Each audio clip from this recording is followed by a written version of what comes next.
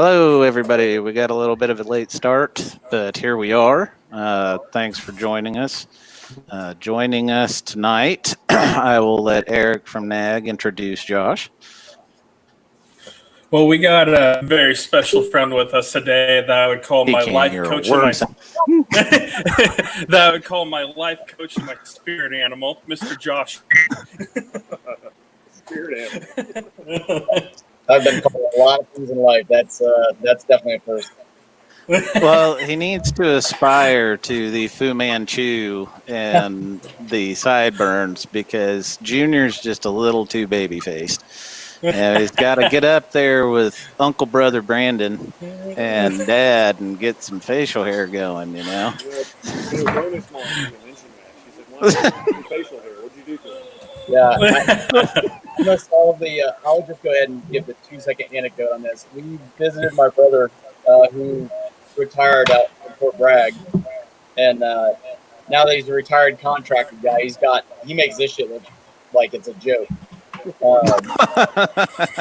Driving away from there, my wife goes, "Man, his face looks so bad." I'm like, "Okay." Challenge accepted. Yeah. How I do it. Mine. When we first met, Junior, mine was quite majestic. I mean, it was probably a good 1.5 feet long, maybe more, huge bushy thing. But then my wife put me on the keto diet with her, and I dropped 60 pounds. And I said, if I drop 60 pounds, I'll shave it. And then this happened.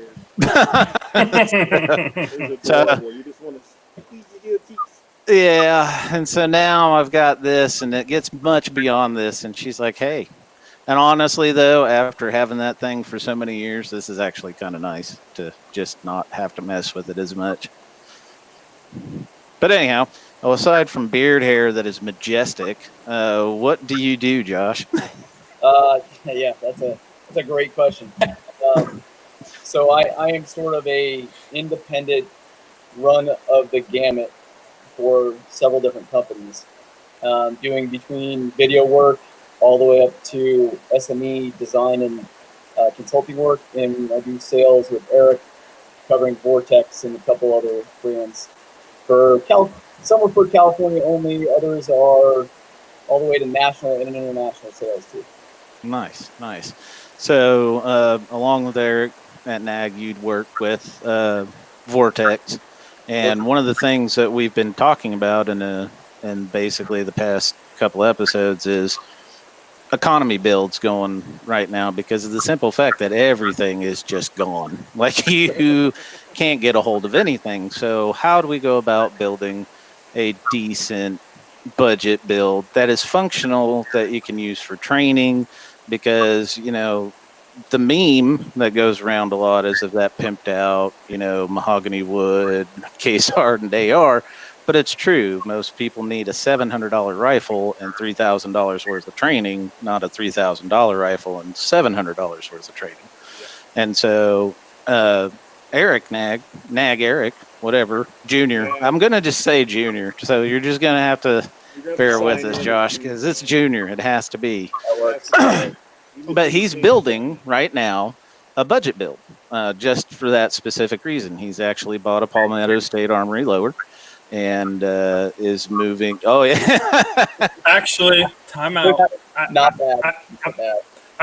I paused the build on my third gun, and I got a receiver set from Dirty Bird Industries for a 9mm AR-15 California compliant build. Okay. So that's going to be my first budget build because I really sat and thought back about it and was like, what do I shoot the most of? What do I carry on my side?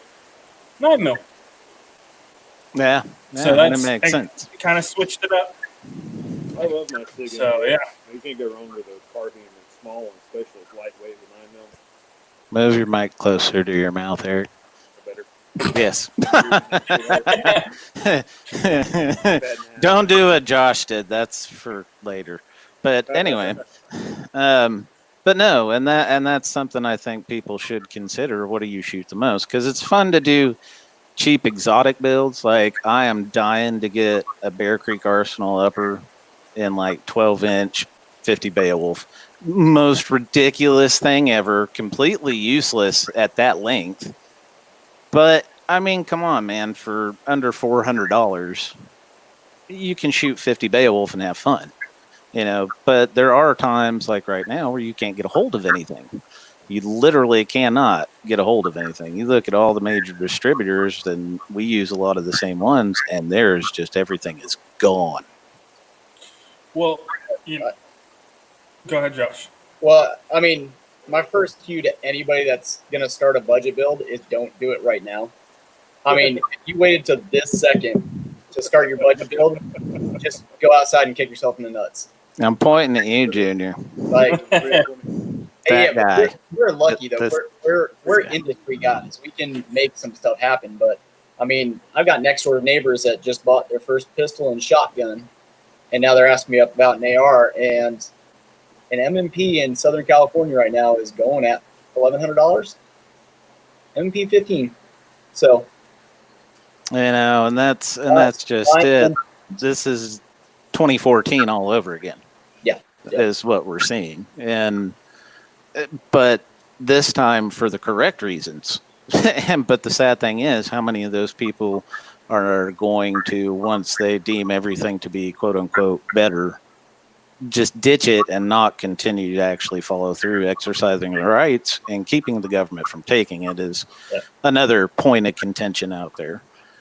And we doing what we do with the parts end of things, we've seen a lot of new buyers. And believe it or not, there's a lot of them that Eric and I will turn away sometimes because they're brand new, never even shot the gun, first pistol.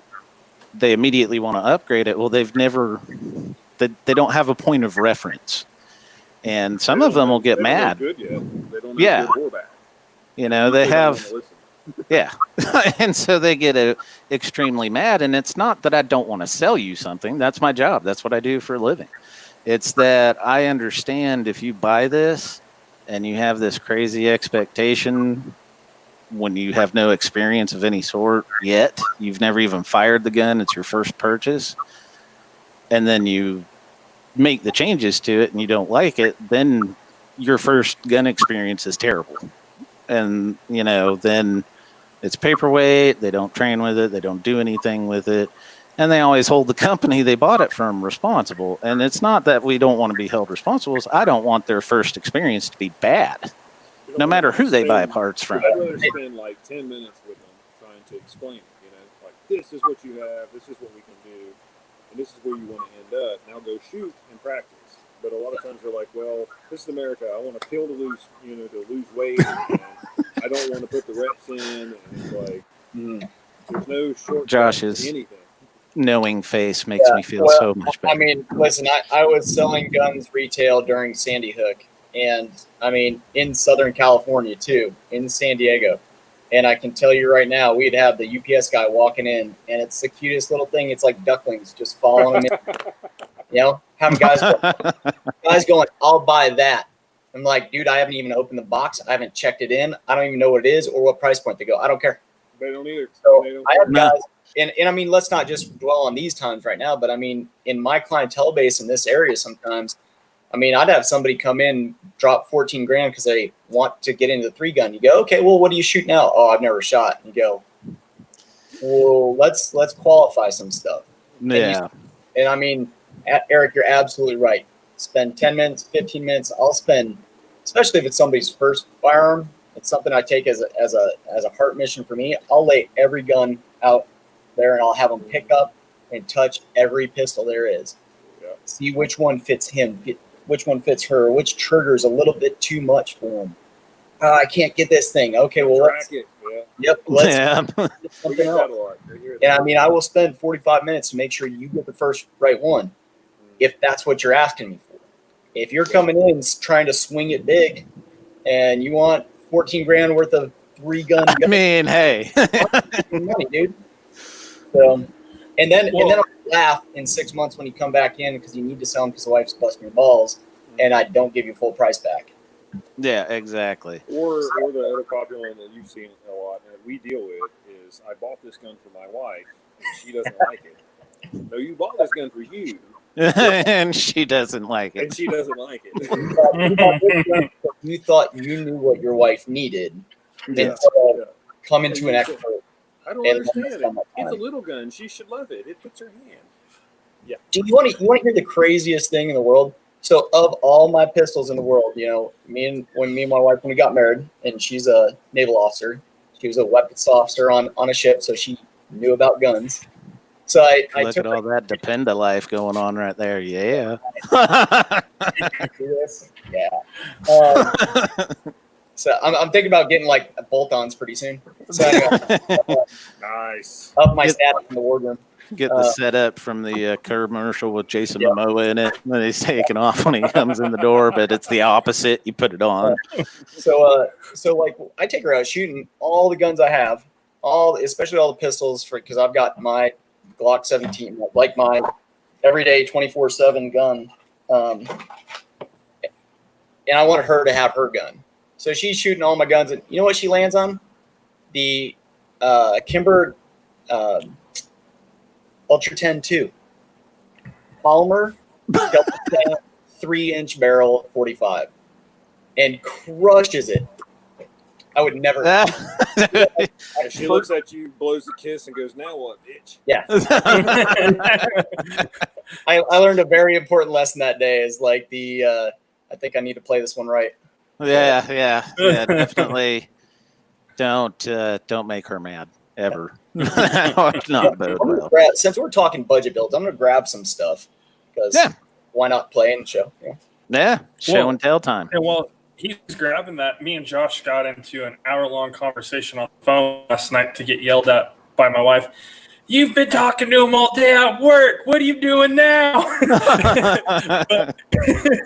But we got into the conversation of I've been going to some of my wholesalers and getting parts. We've watched our whole industry just empty. There's no more coming out. You're poofing out smoke, right? You are done. Well, for every other upper I've gone, for every other charging handle I've gone, from some very big name brand people, they're out of spec. Because everybody's just trying to pump and dump right now. Yeah.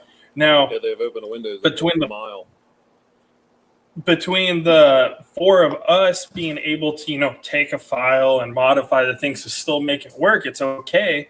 But one of these companies I'm really close with, I was like, dude, you guys need to start doing some QC on your end when it's coming into you, because I'm like, you're going to get a lot of returns. Or you're going to have that pissed off customer. This is my first build. None of the stuff works. And my running joke is you got Kia builds. You got your Chevy 40 build. And then you got your Lamborghini builds. Some of the parts were Chevy build stuff. Even some of the parts were Lamborghini stuff. And I'm like, oh, this ain't good. Our market's about to get a whole bunch of crap in it. Oh, yeah. Yeah. And I think we see that the most because we're also seeing it's taken 6 years for it, but a lot of back orders are coming to fruition the past 2-3 years. All that stuff started piling out in 2018. It was bought in 2014 at prices that were agreed to in 2014, and it was just junk. Me and Brandon actually had a conversation about this back before Christmas, that we were getting a lot of, hey, can you take a look at this? This doesn't work right. Yeah, it doesn't work right because it's garbage, And it's leftover stock that has a production date from 2018, 2017 that was, it was ordered in 2014, fulfilled in 2017, 2018. It was just, like you said, the QC was out the window. Just put it in a box and ship it. Well, let's cover a piece of that too. When we, especially, I'm not a big fan of the phrase budget bill. I'll say more economical parts. Economic build, yes. I'm the sales guy, and that's what I would do.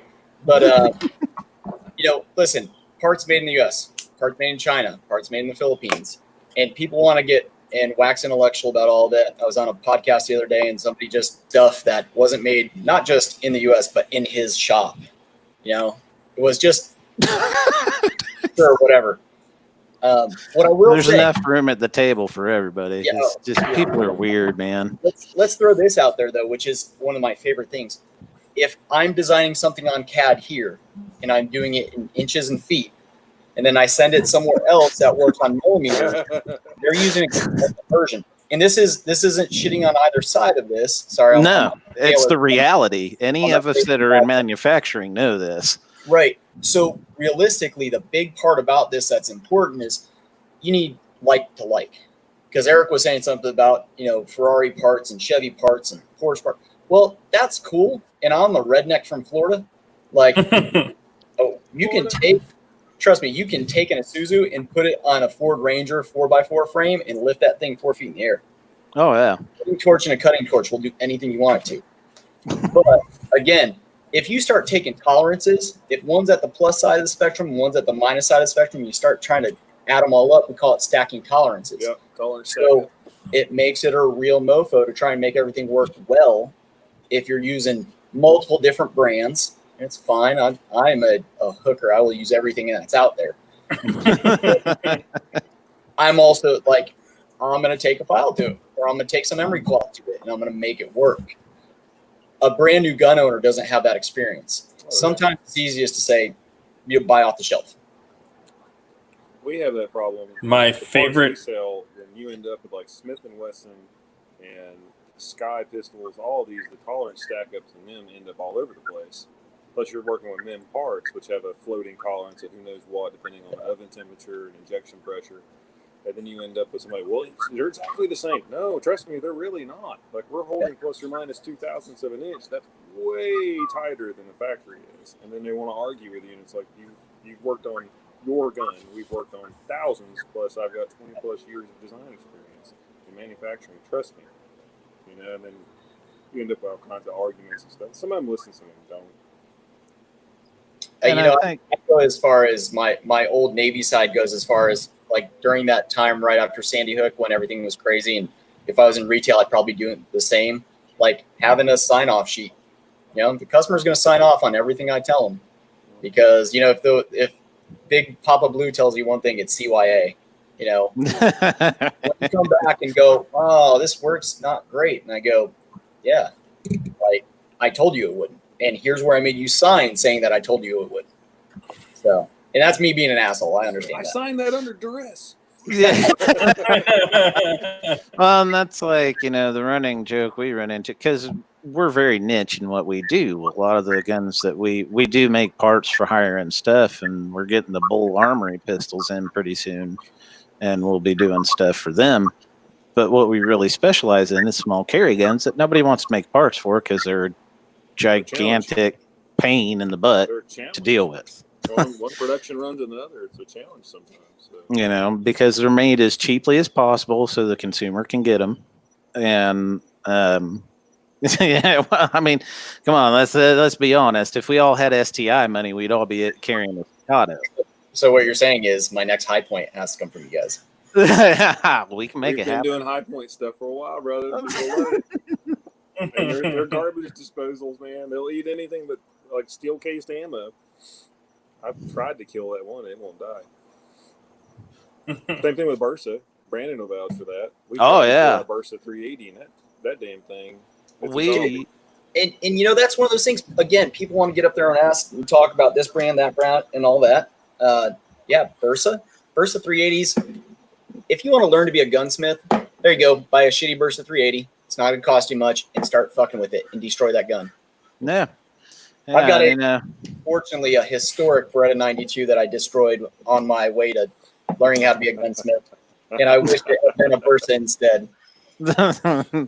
We're actually going to be doing a TFB TV thing with James Reeves on the Bursa BP9 CC, because that was, me and him talk every so often, because we did a high point for him, believe it or not. And I did it, and unfortunately it was in the middle of the craziness of last summer, shortly after, oh, I hate bump stocks, blah, blah, blah, blah, blah, and all that, and so the shop was backed up and we didn't get a high point we were doing for him done in time. So I did it. Me and him came up with the idea of doing it in basically baby poo what am I trying to say here? I lost it. It was the Hey, Eric. it was the what's the baby poo, look man, like? and What then I color was literally yours? heard my 2-year-old scream. So I'm like, oh, hey, you've summoned it, and it happened. But we did that one for him. So we got to talking about, exactly what's going on and the fact that, the economical gun are out there. Well, that BP 380cc that we have, we built a 24-pound spring for it. Now, it is direct blowback, but we couldn't kill the thing. It just kept going. It just kept running. Man. And that was a big testament to that pistol and its design, and it's great.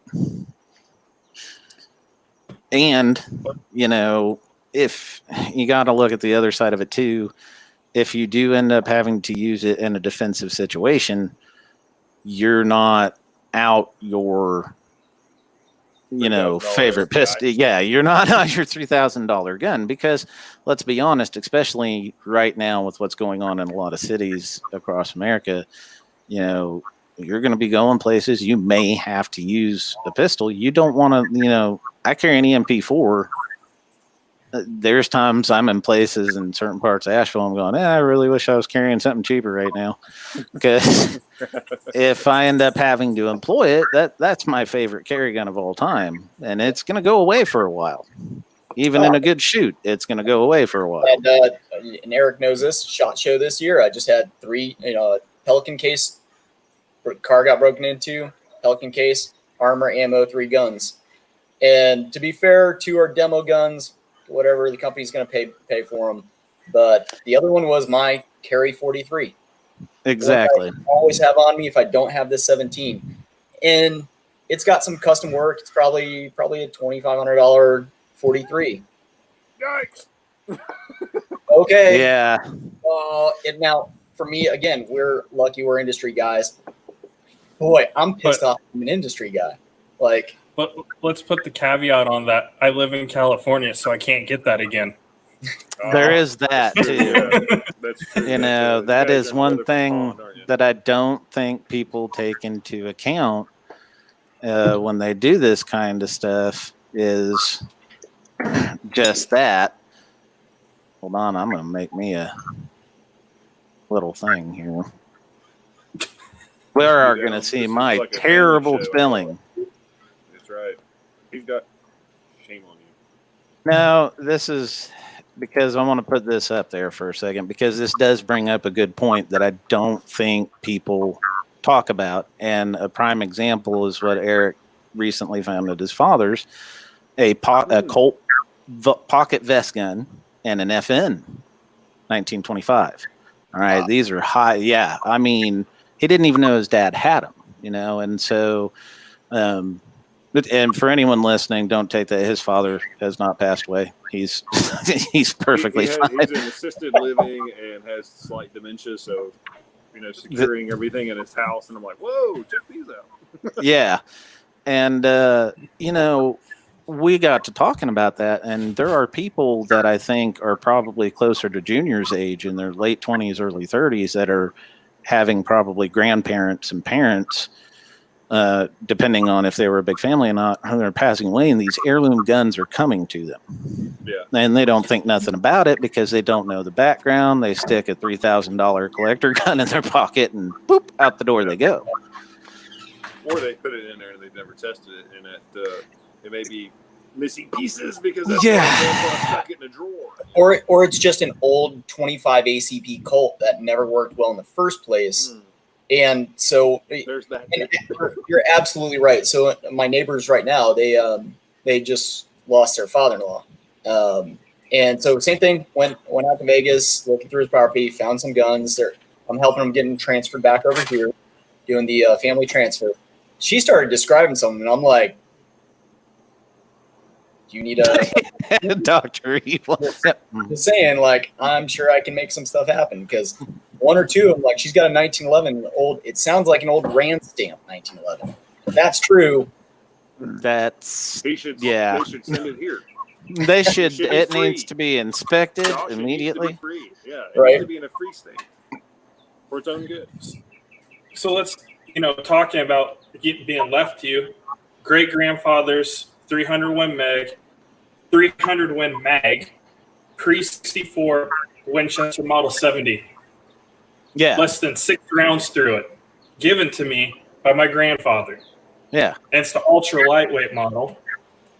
Then going on to that, which this is the really cool family heirloom. 250 Savage, built in 1960. Oh, nice. Yep. What makes this so unique? It was actually built in 1960 and it looks brand spanking new. It's a takedown model. So the barrel and there, yeah. But That's pretty cool. here's the crappy part. My generation, Your generation doesn't know a lot of that, and so they end up, thinking about a gun and say it's a Colt vest pocket.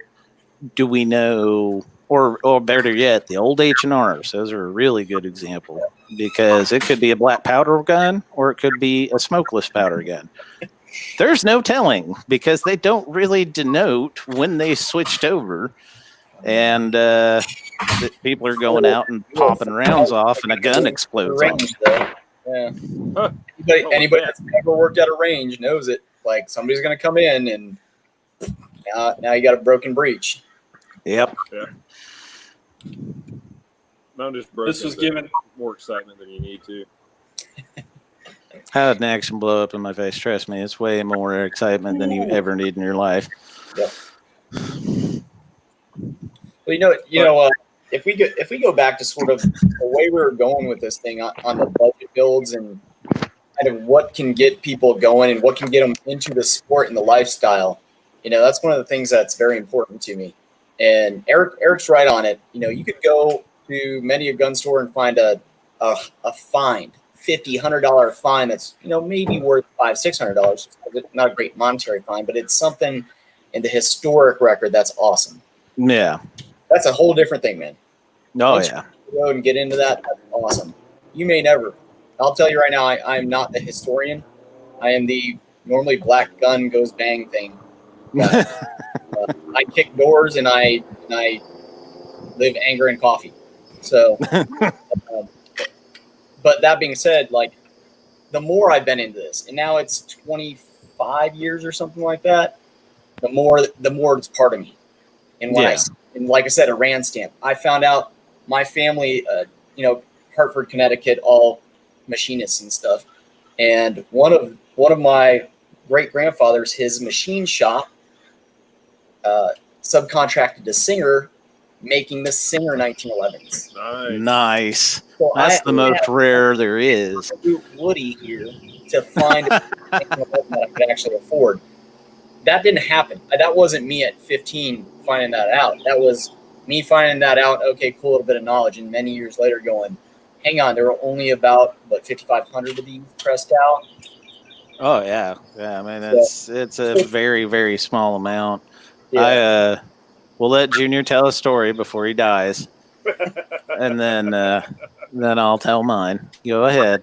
Because I know the story. Oh, no. You've told me the story, so I know it. But it's good. The question is, Well, and is so- it going to be any good, or is it going to be lame? So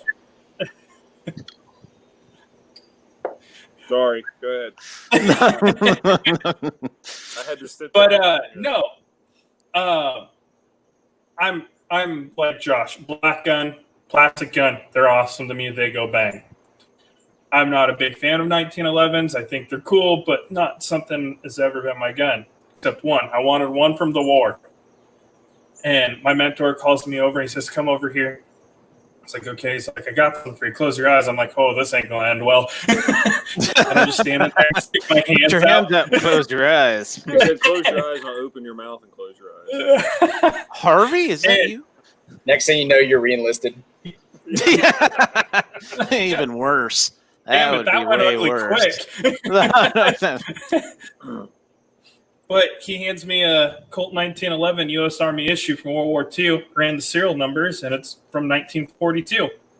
Nice. So, but it sits in the safe. I just wanted one to say I had one from the war. Other than that, I'll never own another 1911. Maybe an STI, but once I get that kind of money. There's not much 1911 left in this. Yeah, it's true.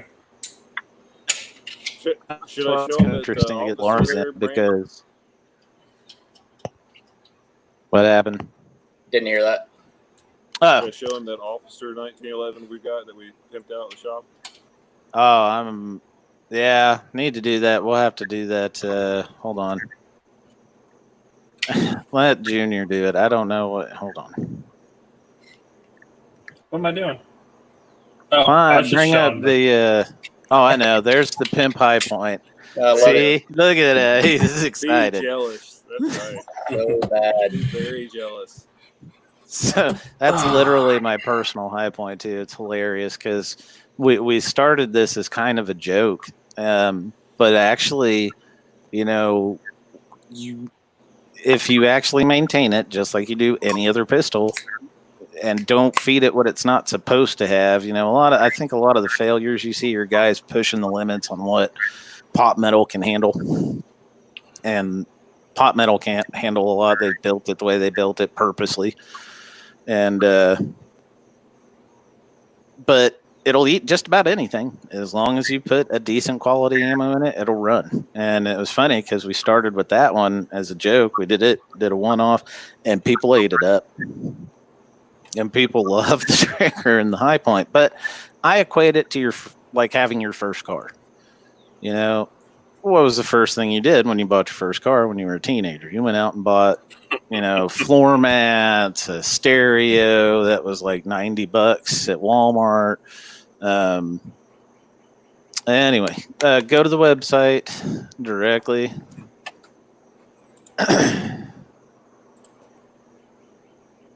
Go to home. Here, look at that'll work.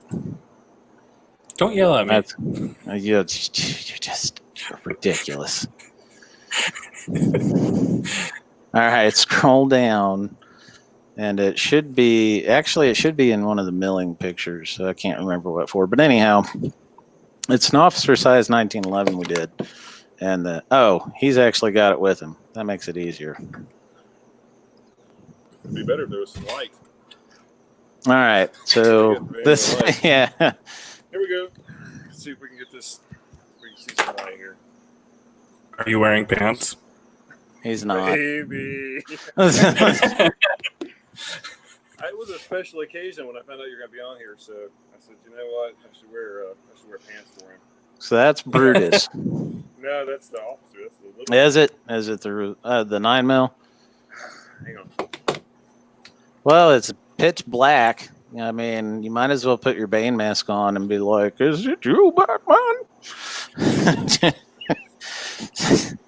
Well, yeah, and this is again, like, you know, the difference when we start talking about doing a budget build. You know, it's not something that you only do for your first gun. I literally have this one sitting right next to me, and this was I mean, bingo. This was a round board. I'm just going to throw together something with polymer furniture on it because I haven't had something without a free float handguard for, I don't know, 12, 14 years, like that. Yeah, exactly. And you get spoiled. Get bored. Yeah, and the boiler, yeah, that too. But the bigger thing is, why not? Yeah. Throw another one on the pile. I mean, you know, and plus you can build multiple rifles and pistols that are more economical in different configurations to figure out what you like the best, and then make an investment in something that would be, you know, considered Gucci or higher end. And then that way you have you have a sweet armory full of stuff, and then two, you have a nice basis for making that next step. Because I think what a lot of people end up doing, especially with the first-time buyers, is wanting to jump in all the way and just, well, it's the gun's fault. No, it's not the gun's fault. I mean, if you take mil spec as a standard, and you say, okay, what is mil spec on an AR platform, on an M platform? Well, when you go over to the military, you're talking a 5.5 to 8.5 pound trigger. You're talking a 2.5 MOA barrel. Like, That's trash. Yeah. But you can still do work. And Yeah. trust me, a lot of us went overseas and we did some really cool work with, okay, I was spoiled, but not every, some You were much more special than just me, the Jeez, the lucky dumb man. ground pounder. But look, 03 Fallujah, there's a lot of Marines that did really good work with the shittiest possible issued gear. Oh yeah, Yeah. and it was funny because when I got to my unit at the beginning of 04, I thought, oh well, I'm just going to end up being the FNG here for 2 months. We ended up getting stuck during the extension. It was a whole huge debacle, and so on that rollover into OIF2, right when I got there in January of 04, they had just traded a National Guard unit, all the ODS A2s, for some M4s. I was like, excuse me? I got downrange and had no IBA for like a month and a half. I was like, wait a minute, what? You're serious? You want me to wear a flak vest? What? Yeah. And keep in mind, this is me going from Fort Irwin, okay, where I had better equipment as Op 4, directly into a combat zone, and they're like, here's your Vietnam era and Desert Storm era stuff, buddy. Yeah, we joke about it. So, I worked on the Navy Special Operations side, and then my oldest brother's a Green Beret. And so we'd get together and, have some whiskeys and bullshit and joke and tell sea stories. And we started talking about gear. Like gear in per diem. So he was out here in Coronado teaching a anti-terrorism course for some dudes. And we're sitting there at his BOQ room, sitting on the steps having a beer. I think we were both going through a divorce because that's hilarious. It's what we do, right? Yeah, And, right. I mean, you're not a real veteran if you haven't gotten at least one divorce while you're still active. So we go, like, I said something. He's like, yeah, well, this is fine. I'm doing this, doing that. I'm like, yeah, but at least you're making per diem. He's like, what are you talking about? I was like, they're paying you per diem for this shit, right? He's like, we don't get per diem. I was like, I just finished 6 weeks in Campo, where we have like a, La Posta, which is one of our training sites out there. And like, we got barracks rooms and stuff. They still pay us per diem.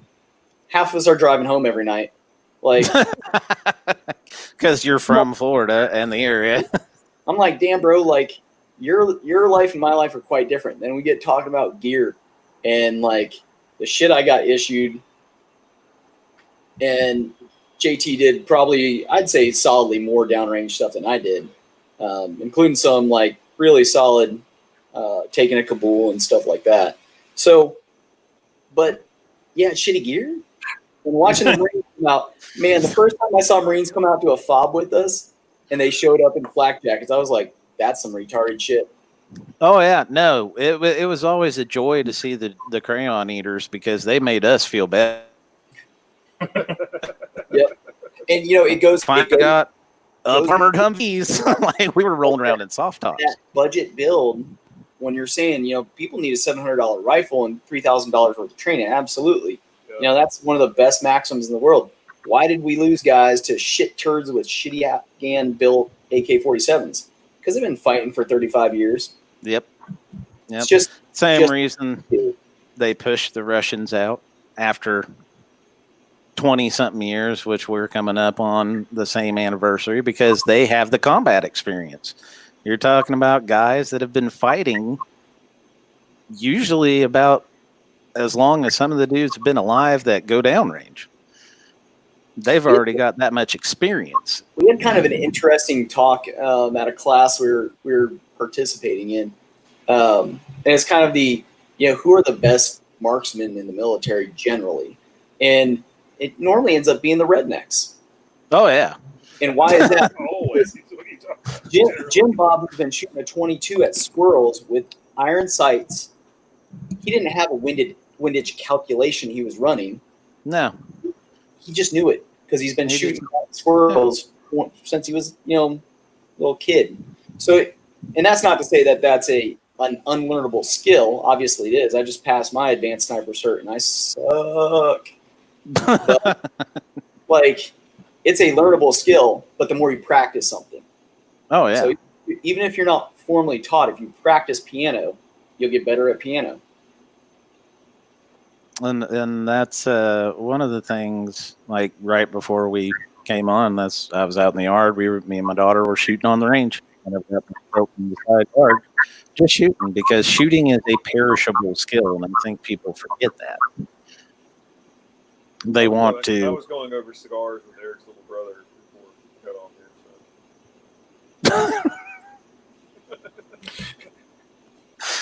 So It's a finer points of picking a cigar. So it solidly I'll tease brings, you too soon. Don't worry. solidly brings up a really good point, though, especially right now. Right now in California, at least, ammo is impossible.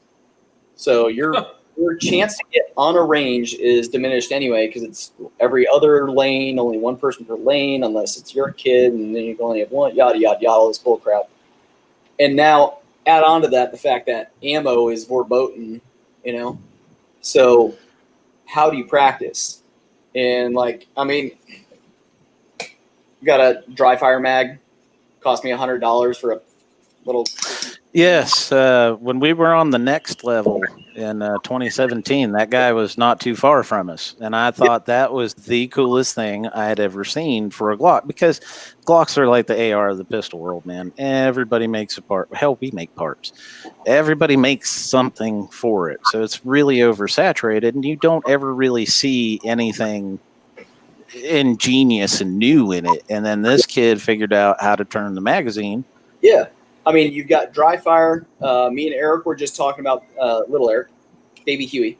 We were just Oh, baby Huey, there it is. Look at them pinchable cheeks. Come on, buddy. So we're talking about this, the Bannis system.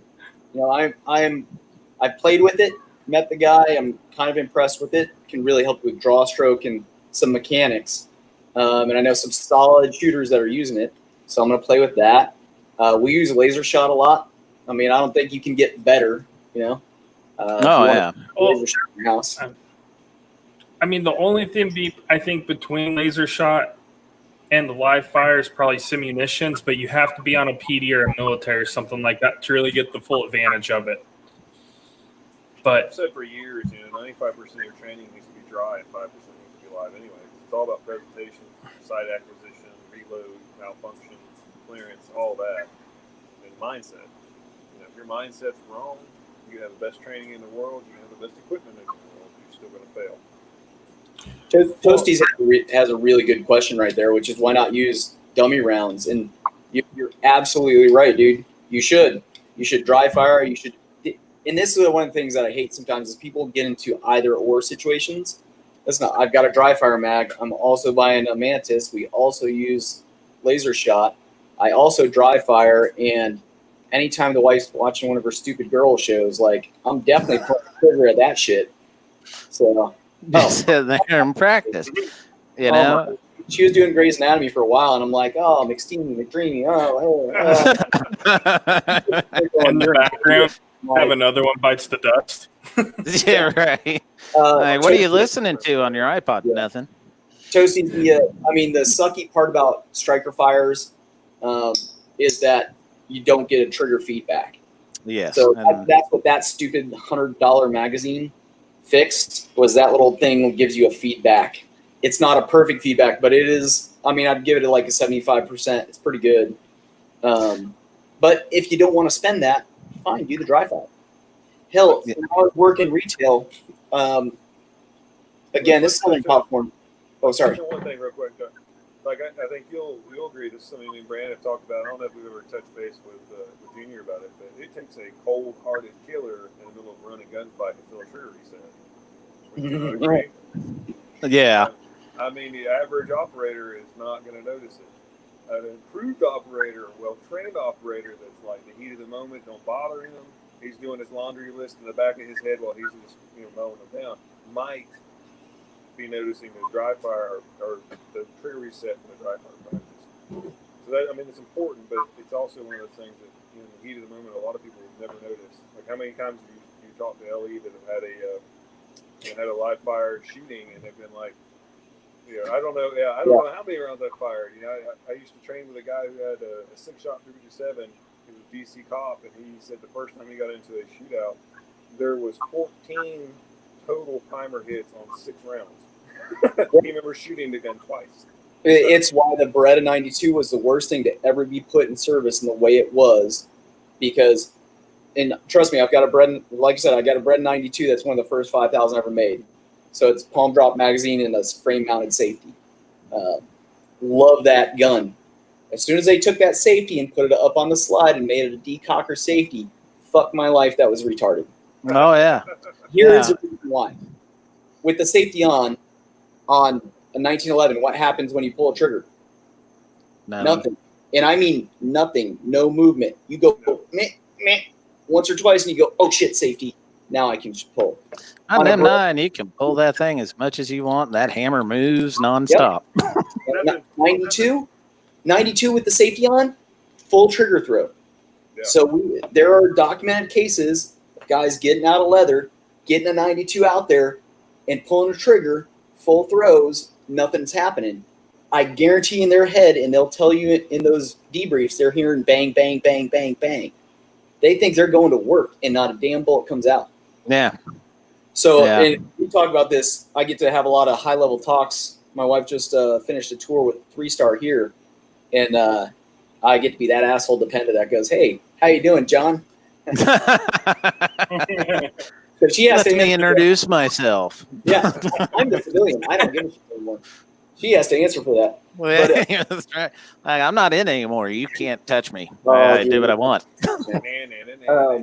But it's amazing. You know, we're talking about this whole thing. We had the USS Mayhan was in dry dock. They had a contractor come walking. I'm sorry, it wasn't dry dock. It was Pierside getting contracting work done in Norfolk. And Navy Shipyard up in Washington. My bad.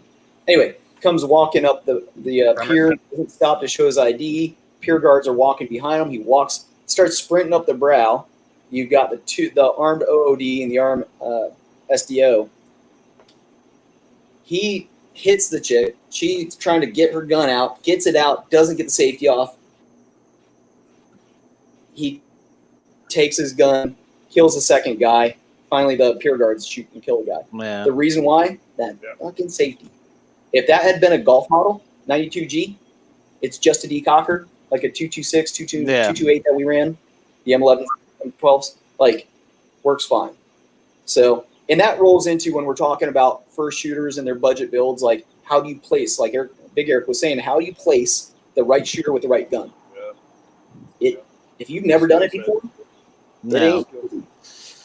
And it's not necessarily easy, and that's why it's more important than ever that I think those of us with any kind of knowledge and training over the past, 5, 10, 15, 20 years should be reaching out to some of these new shooters, because you see a lot of the stuff on social media, and, everybody should be able to take a good ribbing, but there's also some of it that crosses the line. It's like, well, now you're driving them back away. We don't want them to go away. We want them to stay. That's the idea. So, I can see point, and, safety violations obviously call out. Don't take that as me going, it's funny when they pointed at each other. No, yeah, definitely, like, hey, don't do that. But there's a way to approach it with tact to where we can keep them as gun owners and Second Amendment supporters, instead of going, see, I told you they're all assholes. Look at what they did to me. Yeah. You've got a lot of stuff too that's just bad advice that they give at gun shops. So like we saw it. We went to a gun shop, did a thing in November, which shall remain nameless. Great shop, great owner. I like the staff, but there was one douchebag on staff that even the range master called out as being a douchebag. Brandon will vouch for that. But he was like, well, I'm what was it? He was National Guard or something like that. Something ridiculous. All this stuff about handgun stuff. And I just stared there, and my eyes glazed over, and I'm like, what are you talking about? And you're suggesting guns to people? But it was one of those moments where it was like, it was just really bad advice, and unfortunately people will get it, and they'll do they'll base a purchase on that. And then it's like they're behind the 8 ball because they don't have training. They ended up with a gun that's too much for them. And it's not because they can't grow into it, but because they're going to get frustrated trying to grow into it. Yeah. There's one of the things that I tend to do I use my mom as a perfect example. So I grew up in a house with no guns and no alcohol. and we thought it was for some huge religious or moral idea, and it wasn't at all.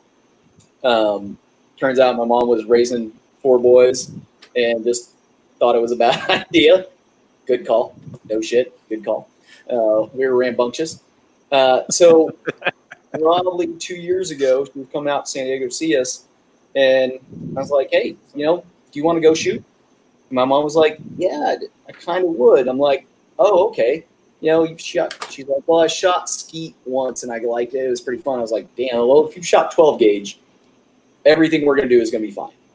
Yeah. But the night before, literally, and it's one thing that I like to do, like my neighbors with their new guns and stuff, bring them into my garage, clear everything out. There's no ammo around, no live guns. We're just mechanically handling things. I can take a shotgun and I can now,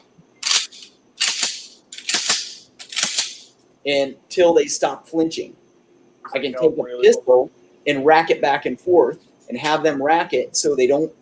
Once you see those eyes stop flinching, you go, all right, now it's just a mechanical item. Yeah. Now you're just turning your steering wheel. Now you're just, changing the channel on your TV. It's a function of something you're doing instead of this big, loud, scary thing. Because it is going to be big, loud, and scary for their first round, especially going indoors, especially some asshole's going to go rent the Smith & Wesson 500 and shoot the ceiling. It always happens. It's going to be big and loud and scary. So going back to that, like everything we can do to reduce the big, loud, scary, the impact, like you guys were saying before, the impact, I don't necessarily want to sell the guy $14,000 worth of guns immediately. I would prefer to kind of go, all right, $700. Oh man, but I got all this money. All right, well, here's a $2,000 training package and $1,000 in ammo. Exactly. But the unfortunate thing is too, there's a lot of not ranges per se, gun stores that can't offer that kind of thing. They don't have access to those types of trainers. And a lot of the ones that were doing it are getting to the age where they're getting out of it. Just because physically they're like, dude, I'm in my 60s. I can't do this anymore. It's starting to really, really hurt. It's starting to, I don't want to. I think they get frustrated too fighting an uphill battle with people that they've seen too many movies and they've had their ego stroked by somebody selling them a gun that, just wants to make the big sell. And it's like, oh, what you need is this $800-900 SIG, and it's going to make you a gunfighter. It's not, right? You've got to have the training to back it up, and that comes with drive practice, that comes with mindset, that comes with live fire. So you're telling me if I watch John Wick 3, I can't shoot like him at the end of it? No, only if you watch it backwards. You gotta watch it backwards. You play Aussie backwards. And you get the same thing. It's the same thing. It's totally like this weird stigmata thing happens, and all of it comes out of the screen like Hellraiser style into your mouth. But it works. That's how you do it, and everything else is made out of seal beard hair. So that's our going joke around the shop, because we'll run into people that are. Yeah, I know he would love that. I knew he would love it. Gosh, you would love it. You should see some of the emails we get. And they're like, they had the outrageous claims that, not realizing, number one, make no mistake, I was never tier 1 by any means whatsoever. I loved my Bradley, and that's as far as I wanted to go. But, we still dealt with those guys. We still had Rangers in our line platoons because we were infantry. That's what we do in the Army. If you're not in Ranger Bat, you just go right into a line unit. So we had interactions with tier 1 guys a lot, and there was a lot of times we provided security and stuff like that, and we would train with them outside of that, and you would train with foreign countries. When I was stationed in Germany and Korea, we would do that stuff all the time. And they're like, well, this is what the sales use, and you're like, that's not how. No, that's not how that works at all. Listen, it's probably one of the biggest misconceptions, I think.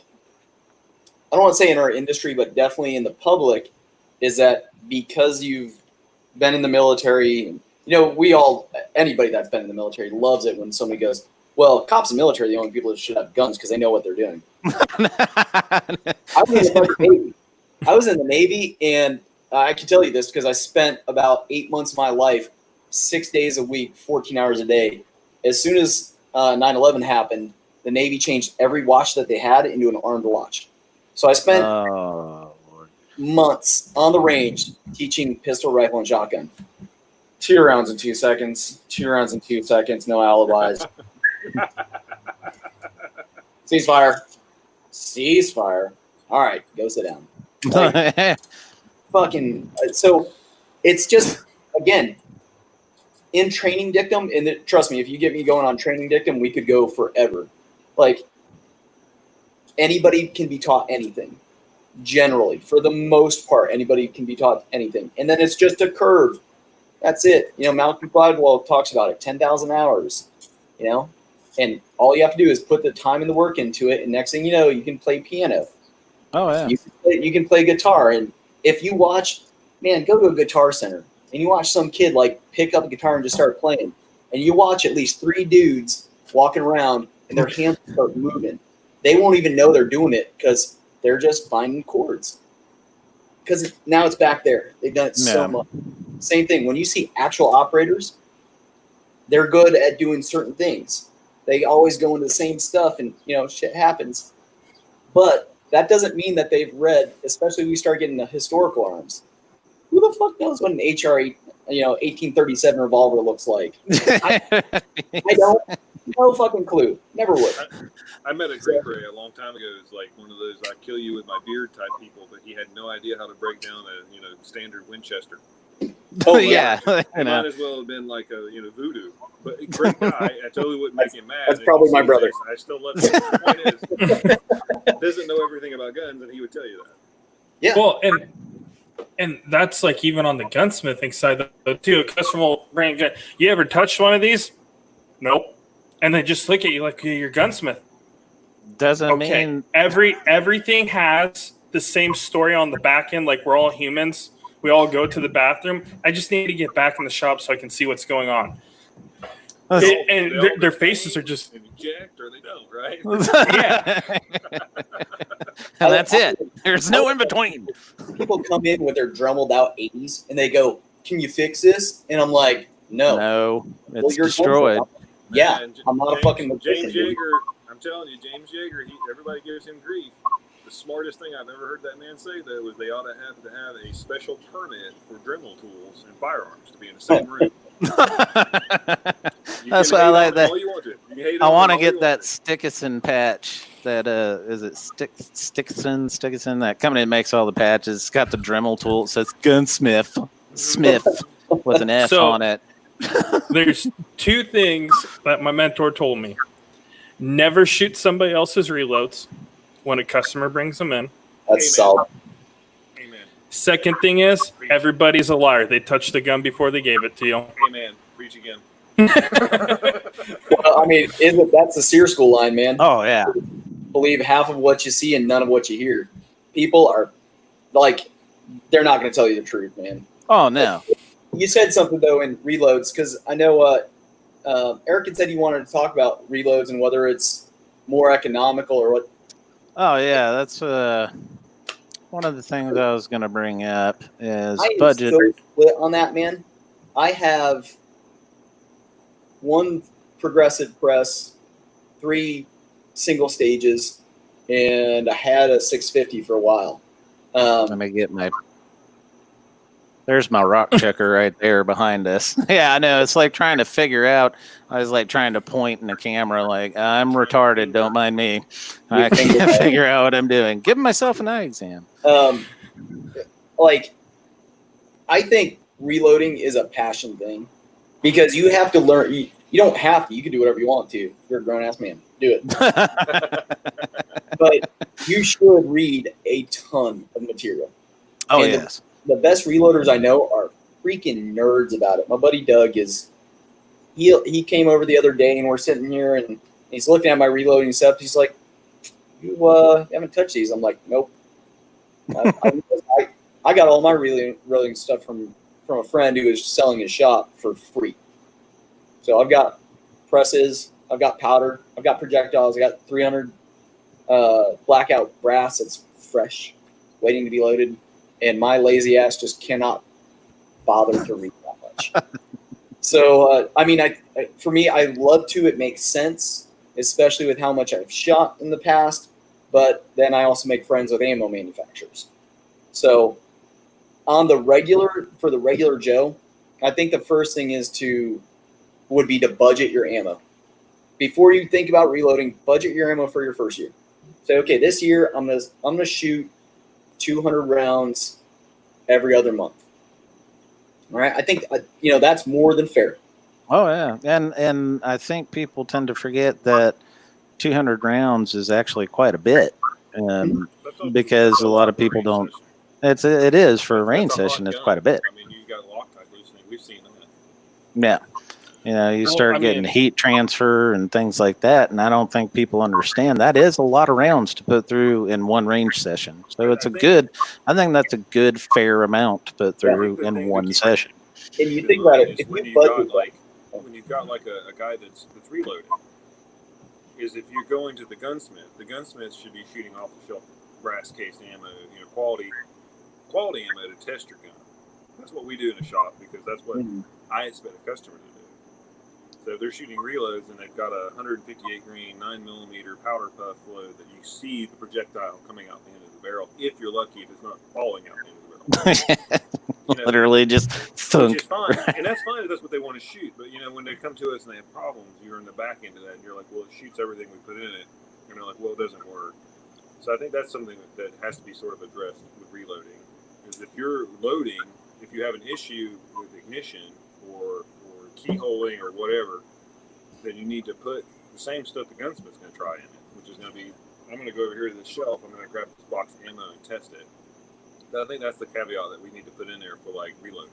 If you're going to reload it, be aware that whoever's testing your gun for malfunction is not going to have access to that. Oh, exactly. I think, and that kind of goes par and course of what I was saying, is like, your first year shooting, budget your range time,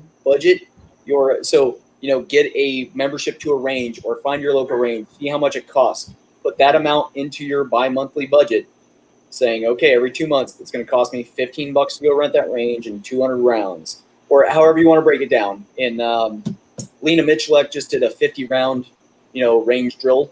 Like, okay, if you're only going 50 rounds, here's your 50 rounds. Perfect. Great video. But you budget that in for your first, let's just say, year of shooting. Realistically, we could be talking a couple of years to get good. And then when you're shooting more and more and more, now it starts to become, what's the economy of it? Yeah. And not just that, but you're more comfortable with firearms. You're more comfortable with ammunition. And like Eric's saying, like, reloading shouldn't be the thing that somebody goes right off the bat like, oh, I'm going to buy my first gun. I'm going to reload so I can shoot more. Yeah, exactly. No, don't do that. No. STFU, I think it's a little mochi like. Here's the thing to kind of keep in mind too is we get reloaders, and they're generally they fall in two boats. They make good loads. They're having a legitimate problem, and then we have people that the loads are just not good, and that's the issue. And then we end up with the same thing where we got people, well, I fired 1,200 rounds of this ammunition to federal. What's the American Arms 9mm? That's the one that everybody loves to buy at Walmart. American Eagle, yeah. American Eagle, yeah. And they're like, well, I fired 1,200 rounds of that last year. I think I know. It's like, well, we fire 250,000 rounds through our shop every year. Like, literally, we have buckets of lead and like 55-gallon drums of spent brass. Okay, so it's like, I get it. You fired 1,200 rounds, but that does not mean you know the limitations of this gun or the quality of the ammunition. So that's something else that it really needs to be presented when people come up with a problem. That would be something outstanding for anybody in our industry who's really got a great online presence, whether it's Lena Michalek or I don't care, anybody with one of those big names and millions of clicks and likes and stuff. That'd be awesome, yeah. For them to go through on what the scale of nothing to like pro is, and those are bad terms, so don't use my terms. What I'm saying is, like, because we were talking about the operator thing before. When I was working active on JTF. We had personally, my allotment of ammo per month was 12,000 rounds. Right. Yeah. So 12,000 rounds for a dude to shoot. Yeah. Yeah, we'll burn through 3,000-4,000 rounds on a weekend You of get- carabine training. You get tired Yeah. of that shit. You get really tired of that shit. But guess what? You also get really good. So I can pick up my rifle that I've drilled 12,000 rounds, or I can pick up somebody else's rifle. Hell, I can pick up an AK and still be used to recoil and sound and motion Yeah. and not give a shit. So And too, think about it. In that 4,000 round weekend, that averages once a weekend, 4 weekends is 12,000, right? 16,000 rounds, something like that. You're going to have malfunctions. You're going to have ammunition that is a dud, period. And you're going to have to learn to clear that weapon. It's going to happen. It's ammunition.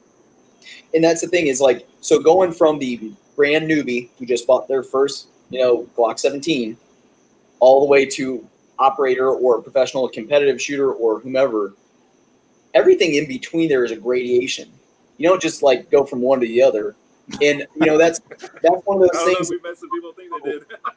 But you do if you play John Wick backwards. We just covered that. Just the third one. It has to be. It's only the third one. Only the third one. And I think it definitely behooves us as an industry for, like I said, for somebody, and like I said, it ain't me, but it's somebody with all the clicks and likes, and I'm sure if this was a big enough one, I'd get enough shit for this. But somebody come out and say, hey, listen, if you're not shooting 1,000 rounds a month, you're not going to make it to 2,000 rounds a month.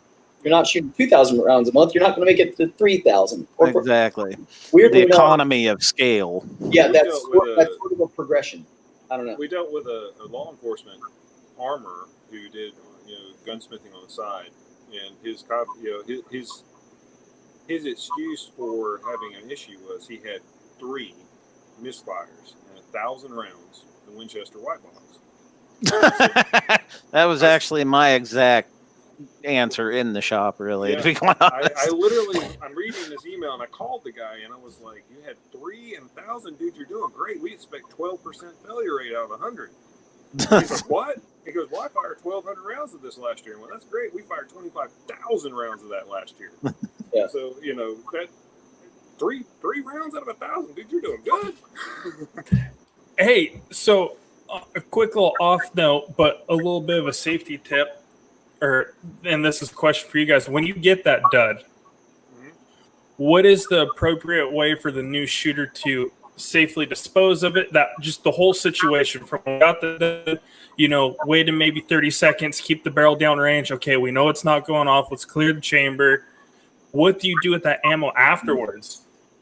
2 minutes. Just so you're aware, 2 minutes is the correct answer on that one, buddy. Okay, Yeah. 2 minutes. I'm just throwing, but that's my question. Somewhere you chuck. No, you're absolutely right. But that, range kind of stipulates that too. Yeah, don't they? yeah. I mean, because I'll tell you right now, the first range I ever worked on was a Marine Corps exchange range in Virginia Beach, and it was a side job to the Navy. So I was working Navy ranges, teaching, and then working Marine Corps exchange. It couldn't be too different. Why? Because if we get it done on the range, yep, we're holding clear for a second, especially if we're doing full auto. Holding it clear, make sure we don't get a cook-off, pop it out, and you just huck it as far as we can. Because, fuck it. However, the Marine Corps range, nope. Hell no. There's a fire barrel, and every pop primer round needs to go in the fire barrel because that's the only safe way that, Which turns the fire barrel into an IED, but great idea. Let it bounce around and see what happens. It's like the TSA throwing all the bombs in the trash can with all the other bombs. Right. And I don't know the technical term for shitty internet. I know, right? He always blames me, but it's his. Or wives' tale, whatever you want to call it. Today, a bottle of WD-40, throw it in the WD-40, will soak through and make the powder wet on the inside. Don't know if it's true or not. It really depends on the date of manufacture of ammo. Most modern ammunition is pretty well sealed. Yeah. So if you're going to want to get it in there, and if you're on a range, most ranges are going to have a bucket or a fire barrel, like Josh talked about the Corps having. If you're at home and you're really that worried about it, yeah, just literally get a bucket of water and throw it in there and let it sit for days on end. Next time you come out there, worry about it. Until Yeah. then, don't worry. You want to hear the redneck way to do it? And this will I probably use bullet puller and just take the thing apart, but we chuck it behind the steel plates. That's what we do in my range. you have a little like open air bucket, and then at the end of the night when you're doing the bonfire, that's what gets one for one. Man, that's like Georgia rules, I think. Yeah. I've been on some I don't ranges in know. Georgia. He That said sounds he's right. from Florida originally. That sounds like some Florida stuff to me, for Pretty sure. That's a Florida man tip there, if there ever was one. But yeah, and honestly, if you're shooting a lot at home and you're not reloading, but you are worried about like that, or you're using a lot of budget ammo, a bullet puller is only about $15. You can probably get one delivered to the house from Amazon, Brownells, or somewhere for $30, and you can put the bullet in it, smack that thing, and deactivate the round that way, and you don't got to worry about it ever cooking off because it can't. It's in pieces. We used to pull the bolts out of some of them and put them in mags when nobody was looking to screw with people. Pow! That's a good time when you Keep get in the, mind, like, anyone high listening right speed. now, do not do any of the terrible don't things do it. we're Yeah, saying. don't Do not. But you get the high speed guy, These opinions you're are going to make him look bad. Everyone here is a professional. On a close course. Medical professional standing by. So Right. Nate and Toasties, I'm looking at like some of those comments and stuff, and just to recap, Nate has a perfect one. Dislike when people equate because I was issued to I know what I'm saying about guns. No freaking joke, dude. Like, I have watched somebody, a Marine Corps armorer, who was then a gunsmith, because armor and gunsmith are the same thing. Oh, of course. Oh yeah. In California, by the way, there's no title. So it's state by state. In some places, gunsmith is a protected title. Some places it's not. So know your own state. There you go. Generally, the way I'll say it is if you know how to machine something on firearms, that kind of bumps you a little bit. But anyway, I watched this guy putting and I mean, this is post Sandy Hook. We're assembling 1,000 ARs a month per person, and watching this guy go to put a barrel nut on. And when I go, hey, where's the torque wrench? He goes, oh, I got it, and grabs a breaker bar. And you're going, legit. So what? Legit. Gets pissed off, and I'm going, okay, we all need to have a meeting. All right, what's the torque? Because now I'm in my quality assurance, like my coming from the flight, like aviation side, going, what's the torque? I'm gonna quiz everything. Because then at that point you have, it should be between, I'm trying to remember 40 to 60 pounds, I think, something like that. I can't remember off the top of my head. Well, Brandon's seen that upper I've got. That's a very nice from a good manufacturer, made with good parts. Dude, you can't get the damn thing apart for nothing. Yeah, collectively, the two of us have tried multiple times through the years. I don't know if they Illuma welded the damn thing together when they were done. I don't know. They called the manufacturer, and they didn't even know. They were like, "Oh, it should just come apart." Really? Because we're about to break the tines on the barrel nut, and that's a bad juju time. And they're like, "Oh, I don't know." And I'm like, "What did you weld this thing? Did you figure out how to weld aluminum and steel and didn't tell anybody?" I've had to take a right? and cut a barrel nut enough that we could fracture the barrel nut to get it off. That's what this will take, I think. Yeah. It's not that big a deal, but it's just funny because it's like, like this is a high-end upper. It's not like a cheap one. Well, and they're a disgraced pile of jerk-offs anyway, but a perfect example of that is that old show, Sons of Guns. And ain't never been done before. But anyway, child molesting aside and all that, one thing that always stuck out was in one of I think it was the first season, they're going to build the farthest shooting IK ever. And the dude goes, we don't have headspace gauges, which, number one, big red flag. You're in a shop building weapons, custom weapons, and you don't have headspace gauges. Mm-hmm. And he walks up and drops a round in there and goes, there you go. And I'm thinking, oh, that's going to blow up in somebody's face. That's not going to be a good time. at all. But I've heard people quote that from that show as an excuse to how to build a rifle. They'll Yeah. did it on Sons of Guns. I'm like, wow, that's a TV show. Yeah, there's Ever a seen the Kardashians? there's a That's a lot TV of show, too. background info in the actual FFL and some of the Oh yeah, there's like it's a hot mess, and it was from the get go. If you once all that other stuff came out into the industry, and you start really digging into it, and what was that other show where the douchebag? He wasn't a child molester; he was just a crook. That narrows it down. I know. It was the other gun TV show where him and his daughters ran the store. Yeah. But he had no legal FFL. He was doing transfers through another shop and was lying about his income from the Discovery Channel to the IRS. And so he's sitting in jail right now too. You know, it gives us all great glowing review for the gun community sometimes, aren't they? Now, Toasty had asked, and maybe Eric and Brandon, maybe you guys know a little better because it sounds like you guys deal with reloading a lot more. That's Toby, by the way. So Toasty had asked economical, like what's the trade-off between time and how much money? What I've seen in reloading is, like I said, it's not I ain't going to bother with it because I can't read that much. What I will say is, time doesn't become a factor because most of the reloaders I know are doing it because it's part of their pastime. They go crack a cold root beer and press barley out soda, ginger ale. No, I think that's a fair question. Here's what I've always looked at as for what we do in the industry. It's not fair for us to be like, well, we shot these rounds and this and blah, blah, blah in a customer's gun and then have them buy off-the-shelf ammo and have issues. So we only use off-the-shelf ammo in the shop. And as much as we shoot, we buy in bulk. We buy a pallet of ammo generally. So it's like if we get 1,000 rounds in, that was a short order. We buy cases at a time. So we may get 3, 4, 5, 6,000 rounds a weekend or more to test fire, and then we'll get ammo and we'll use it. We'll buy it in bulk to go train with it.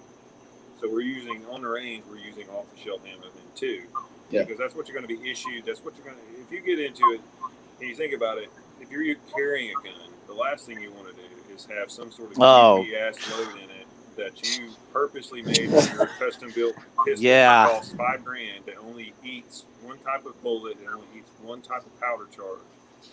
That's a terrible idea. So that's kind of what we always tell people is buy a gun that will eat whatever you want to put in it as far as defensive ammo goes.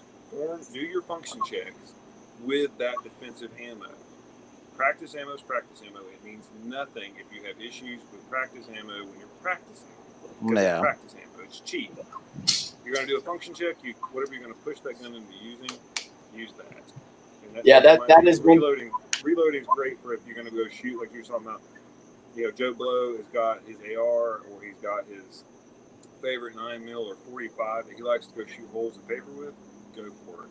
But if you're going to take it and you have an issue, you need to have an issue with quality ammunition that can be repeated by whoever you're taking it to. That's the only 2 points that I think I would press on that is or 2 points of usage that I press on that. There's only 2 spots where I've ever seen serious people and using non-factory produced ammo. And one is shit that gets pressed out in Crane Weapons. Okay. And that is hand-loaded shit for that specific build for that specific sniper. Right. Yeah. Right. But we're talking about we're not talking about Joe Bob in his basement. The other that's not hunting. That's not hunting. Yeah, I agree. Whether it's 2-legged or 4-legged, it's not hunting. I agree. My buddy, I've just gotten introduced and kind of induced into the PRS world, and it's like these guys are shooting 6XC and some Wildcat rounds and stuff like that, and they're again hand loading for that specific rifle for that shooter, and maybe they got 1 or 2 or 3 different loads that they run, and they chrono everything, and they're anal retentive PRS turds. So, but that's a whole different reason to reload Economy gonna- reloading is They're not going to I bring wouldn't that gun even to think an economy's average worth it. gunsmith, though, to look at, right? I mean, Yeah, they that's know all. that rifle. They built that rifle. They know that rifle inside and out. Yeah. So yeah, that's the kind of a special category. I agree. Yeah, I think all the rest of the reloading, I don't see reloading being the big economy saver that it is between the, your dollars per round or your cents per round comes down quite a bit, but you're paying for that in time, effort, space, wife being mad at you, husband being mad at you, boyfriend's wife's husband's dog being mad at you. Finding the materials too, though. Right. Like 380, we shoot a lot of 380, and it's like finding 380 bullets in cases. That could be a challenge. You know what I mean? Oh, yeah. Like just to get out there. And how many guys run 2,000 rounds of 380 in a weekend? Nobody. Outside of us. Yeah, Outside of us. Unfortunately, we do a lot. The average carry guy is not going to run $2,000 in a training session through their bodyguard or their SIG That'd be 238. pretty awesome. They're just not going to do it. It would be hilarious if they did, though. It would be wicked. You imagine what a 238 would look like. It'd be bad, man. When it eventually finally stopped, you just bludgeon them to death with Slide just goes right off the back of it. They're like, "What happened?" it. And to hop what Josh was just saying, I think there's a third category, which is 3-gun shooters, because they go reload all their ammo, so they're not getting so much recoil and stuff. But that also falls into like the whole joke about like John Wick and everything. Like they do a whole bunch of 3-gun training, so all the ammo is not even realistic at that point. Yeah, it's specific to gaming at that point rather than actual real world application. It's hot enough for comps to work and stuff like that. That's something that's popular right now. Is comps. Well, I'm shooting a 9mm comp, and that's cool. I get it, but we run into the pressure wave of 9mm. How many 9mm can shoot a 9mm major that's going to make a comp really shine? The advantage to a comp of 9mm is generally just the mass on the end of the barrel sucking up some of that energy. It's not actually working. It's not actually bleeding off. Yeah, you don't even need holes in it. It's literally just that mass on the end of the barrel is keeping the climb down. So so if you watch some of the Strike Industries videos, somebody is on there running all of our prototypes and demos of the original mass drivers.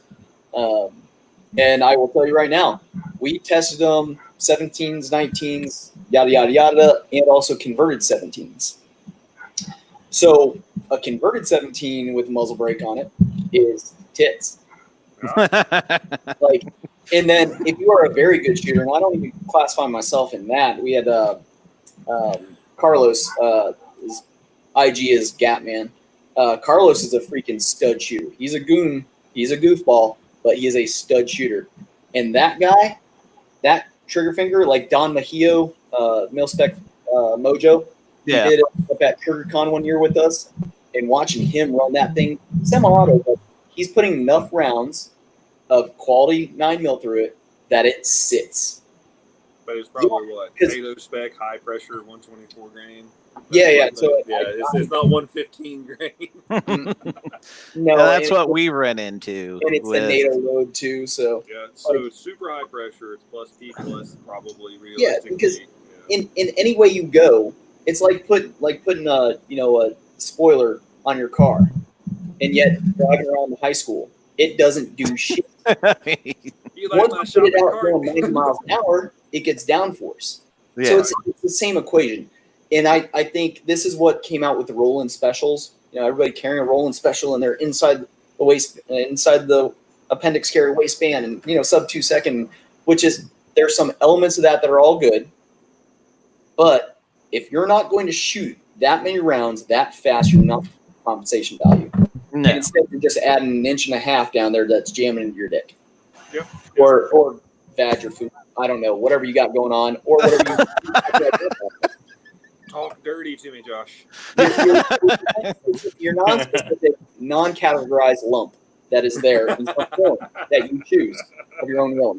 Yeah, exactly. And then, on top of that, it just, that's where we run into the biggest problem with our recoil setups, because we do increased rate recoil springs, and people don't understand that we're not really changing the recoil, we're slowing the recoil impulse. Yeah.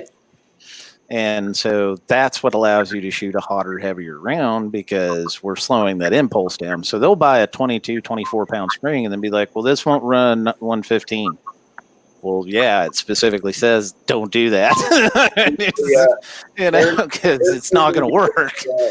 When we're at law enforcement demos and stuff, and we're talking to law enforcement departments, and often when we're looking at suppressors and they go, oh yeah, we want to suppress all our guns, we don't want to do this, I go, okay, so are you tuning your gas system? They go, what? Well, this company says that we won't get any gas back from it without doing anything else. Well, it will be better than this other suppressor because of the way it functions and everything like that. But if we're talking about, can I make one rifle that works perfectly, then I want to find the suppressor that I want to use. I want to tune the gas system to it.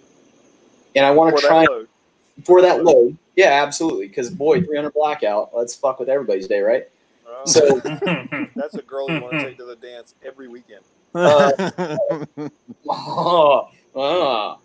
yeah. There you go. Yeah. But that also has a finger adjustable gas block, so I can adjust it right under the guard for subsonic or supersonic. Yeah, which, and especially in a round like that, you've got to be able to do, because you can't just go from one to the other on a straight gas impingement. It just does not work that way. And I think a lot of these departments, you know, therein again, a lot of people assume LEO, well, they're cops, they know guns. That's not true. Yeah, How many times have we almost been shot with a PD? One of my best friends out here, he's a old team guy, like 80s team guy and into the 90s, and then was LA sheriff. And through all that stuff, you know, being a SEAL, being an LA sheriff, gang units, and Intel Task Force and all that kind of stuff, just got medically retired a couple years ago. Why? Took 3 rounds on the fucking range. 3. This is not the shit on cops. This is For those 3. watching, that's John Wick 3. John Wick 3, not coming in backwards, but going out forwards. Not good. Not to shit on cops. It's to shit on the training and the volume and what you do or don't get. Exactly. Everybody could do this at the same time. And you know, geez, that one post that's going around viral right now with the dude who shot himself through the forearm. He's like, "You haven't trained. You know, this is how I know." Like, yeah, that idiot. Or the other one that's talking about, you haven't trained enough if you don't ND. And I'm like, yeah. The idea is not to do that. That's the purpose of the training. That's the idea. Listen, I ND'd in a buddy of mine's apartment here in San Diego, put a round through one of his kitchen chairs. I'm a professional. Yep. Yeah. Laughed for judgment, but what saved our ass was good muzzle discipline. Exactly. Was knowing where we were, because we were doing some demonstration stuff, and we had cleared all the rounds, and I have no idea how a loaded magazine ended up somewhere around there. But stupid me, you know, you got to point it at yourself and say, what did we do? How do we do it wrong? How do we never do that again? I got pinched by a 17 that put a hole through the headboard of my bedroom bed that the bonus mom, wherever she's at, will tell you all about if you ever ask. She loves I like how he looked over his shoulder first. she's over there somewhere. But yeah, she loves to tell. But it was still muzzle discipline. The gun was still in a safe direction when I was unloading it. Yeah, it pinched me, and I thought, hey, I jerked my hand back, and the round went off in the G17 because it was a super soft primer that caught on the ejector, and it shot that round off. That was all it took, was for it to go bang. It literally, the mark on the side of the primer, I showed Brandon, it's got a mark on the side of the on the primer, just enough to set that primer off, and it went off. That was NDA. I do this stuff every day, and I have one, but that doesn't mean I'm proud of it by any means. Well, yeah, you don't go bragging about it. You learn from the experience. But the gun stayed in a safe direction. There was nobody else in the room when I was disarming the weapon, and it was pointed away from the house. Yeah, it's motorcycles, right? You know, the old motorcycle joke is not when you go. It's not if you go down. It's when you go down. Yeah. And yeah, I've got one solid motorcycle accident with probably half my brain damage attached to it. Just And Just and- half. yeah, I it's like to about blame it on other stuff, you know. Uh, Alcohol and other things. oh, you know.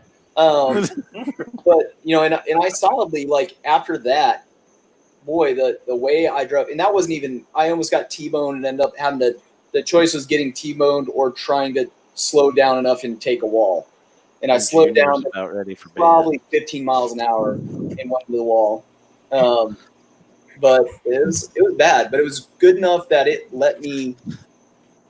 told me to keep my head up and look out for other stuff. Same thing in ND. If you have one and everybody's okay, even if everybody's not okay afterwards, you should be looking for the lessons learned. Yeah. Right. Yeah. There's a perfect example of a story. This happened at a range out in Transylvania County, and guy. Oh, it's a real place, very real place in Western North Carolina. Yeah, Bat Cave. If you go when I first took over all our social media, if you go way to the back of the Instagram, I'm driving to work one day and there's a big street sign. It says Bat Cave, and I'm like, damn it, Alfred, because Bat Cave is that direction. It's an actual place, and Transylvania County is not too far from where we're actually at. It used to be the meth capital of North Carolina, just so since you're moving there. Yeah. But the guy teaching it, he's up there, hasn't been a gun owner for very long, suddenly decided in his mid-50s that he wanted to teach people what. But anyway, he's standing there in his body armor trying to be Joe Blow Billy Badass, and he pulls a 26 to try and show him, points it out, and pulls the trigger, and it goes bang. Now, on the outside of this wall... Sounded like a boom. Yeah, it was quite deafening. I was out in the retail area behind the counter because I was doing some stuff for the shop at the time, and there were people on the archery range on the other side of that wall, outside. And he didn't take the mag out, drop the next round, he just holstered, looked around for a second, and went on with the class.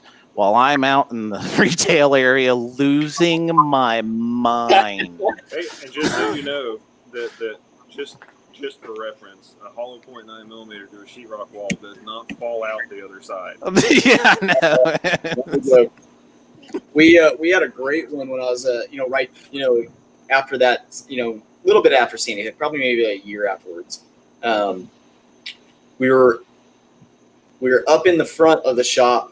We had a guy who was a friend of ours. He had done like the outdoor signage and stuff like that. Came in with his little lockbox, and he's like, "Hey guys, yeah, I want to have, this one of the armorers. I almost said his name, but we'll leave him out of that. I wanted to do some work." I'm like, "Okay, man, just put it up there, and we'll have him come up." So that armorer comes up and goes like, "Hey, what's up, dude?" And it's just, it's friends. So what happens? He opens it up, looks down. There's a magazine in there. He's like, "Dude, is this loaded?" The guy's like, "Yeah." Or the guy's like, "Oh, my bad, because it's California. You can't transport a loaded firearm, right? Magazine can be in the lock case, but it can't be a loaded firearm transported." So he goes, "Oh, dude, I'm sorry." So the armorer knows that there was a loaded gun, chides the dude a little bit, and then goes, "Okay, man, well, hey, just remember not to do that again." It's like, "Oh, okay." Takes the mag out and racks it as he's talking to this guy. So his head's over here, he racks it, goes to take the slide off, but goes to do the discharge, goes wham, 45 round into the floor. When he went to slap it, he gave it a little slap, just not far enough. So it didn't eject the round. That chambered round went right there. Yep. Right back in the hole. Scraped it, and there you go. So What's that? So the other two guys are me and my buddy Steve, who is a world champion Cowboy 3-gunner. So round goes off, wham! I'm talking to people. Steve's talking to people, and like studs. We're just like, okay, cool. everybody gets 10% off now. Never happened. This never happened. Everybody okay? Whole check, everybody. 10% off your purchase right now. No limit on your discount. Everybody's got two eyes at work, though, right? Like, there's no splatter anywhere. Crazy though, dude. We've little fun side anecdote. We fixed that floor and never told the shop owners until the shop had closed many years later. Yeah.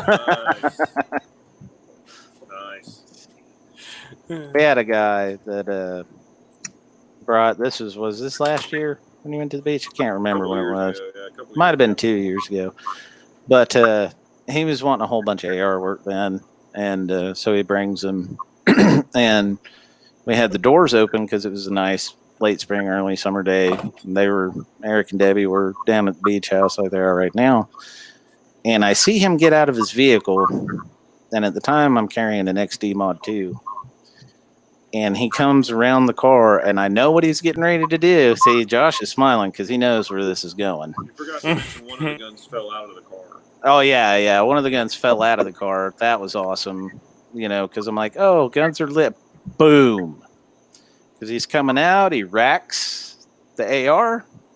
But what does he forget to do? The most important thing first. Take the magazine out of the gun and fires a round 10 feet away from me into the ground, and then looks up and wonders why I'm drawing a gun. And he's like, well, that's why I do that. And I'm like, that's why you took the magazine out first. What are you doing? He paid the idiot tax. So we went on a hunting trip. It's about 45 minutes out here. Buddy owns the ranch. It's 5 o'clock in the morning. We got truck 1, truck 2, and truck 3. We're in the middle truck. You guys all know Brandon that used to work with me. Me and him are in the middle truck. We got the other 2 parties in their truck, and sun isn't even rising yet. And all I see is a muzzle flash and a bang. And I'm just like, and you see me go like this, start checking myself. I start checking Brandon, and I get my flashlight, and I look around, and it's one of our buddies with his son over on the other side. He had a Savage bolt action, and he just slammed that bolt in there. He had his finger on the trigger. Kablamo! And that's how you turn a bolt into a slam fire. And I look at him once everything calms down, and I make sure nobody's bleeding. And I said, so when we're walking today, you're in front of everybody. And I said, also, Point man. this has to be as embarrassing as shit because you're 50-something years old and your kid's not even 18 yet. He did it right next to him. And again, talk about safety. We were shaming him because, come on, dude, you've been doing this for how long? And you had your finger on the trigger. But you want to talk about just all you see is flash and checking everybody real quick? Especially out of a hunting rifle where you have no muzzle brake, no compensator, no nothing. Huge kaboom. Yes. It is a hunting rifle. And just so you know, we didn't find a single pig that day, and I wonder why. I would say they were alerted. Yeah. Now, Brandon, I think we have possibly disrailed everything that you had wanted to talk about. Pretty much. I think there's no checks on his bullet points. On one bullet point that I did see fly by, and Josh, you tell me if you agree. Actually, you guys all tell me if you agree. I'm getting sleepy. There's no such thing as a cheap optic. There's either a good optic company or there's not. Yes. There may be some we were going to bring up. Yeah. Budget optics. Economical optics. No. I mean, there is some cheap, terrible shit out there. And if you are dealing with good companies or you're dealing with good reps or you're dealing with good informational people, they'll just tell you. And I think this is where we've definitely made some reputation. I think for the last 8 years solidly in our industry, I've made a good reputation because I don't care. So I'm just going to solidly tell you what my opinion is, what my experiences are, and the best information I have, and possibly that will help you lead to your own conclusion. Vortex as an example, like I easily will tell people, we have different lines of product. All right. A Razor Gen 3 does not equal a Strike Eagle. In fact, we're having this on a forum discussion right now. Guys looking at picking up either Viper PST or a Gen 2 1-6. And he's like, well, is it worth the price difference? And he goes, well, it depends. Here's the experiences. Here are the differences. And you're gonna have to make your own damn decision, dude.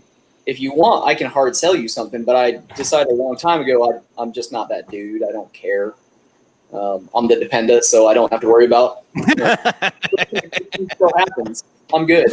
As long as I get my salute at the gate, that's what matters. All right. That's right. I am an E7's husband. So, and there's different reasons for both of them. Or both of them for all the different lines. Listen, a Razor red dot is a cool, shotgun red dot, cool red dot to play around with. Am I going to run it on my pistol? No, nice. I don't like the features of it. If we're talking red dots for pistols, I'm going to tell you right now, Trijicon RMR Type 2.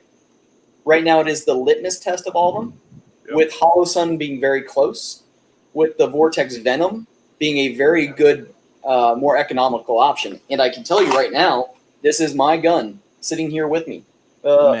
Is that is a very dusty, very dirty Vortex Venom. Very dusty, very dirty. I will tell you right now, I'm not gentle with any of my shit, and it works. Delta Point Pro. But it is also, what we run into a lot for what we do is it varies on the application. For 1911 CZ style pistols, very slim profile guns, the Delta Point Pro hands down is the one to go with because we can sink it pretty low and do the slide itself. The mounting points are right where we don't have to. That's what's on this officer or the commander Ruger that we did is it's the Delta Point because you don't have to have an adapter plate on slim guns. Now the RMR, dude, we put that on basically everything that doesn't need a plate. It's a gold standard. If you can fit it, it's a gold standard. Well, and here's the thing too. When we say it's a gold standard, it's because Trijicon was doing the RMR pretty much before everybody else was doing stuff. Yeah. Hollow Sun is moving some magic to try and catch up. Their product works, man. It works well. Vortex. The Vortex is coming along. They just kind of fell back behind themselves a little bit because of this whole COVID thing. There's, in theory, there's a next gen coming up, and it'll be tons better and all that stuff. I don't have one yet, and if I don't have one, you're not going to see it anytime soon. So here's what we say around the shop, and you can take this. You may agree with it. I think you probably will.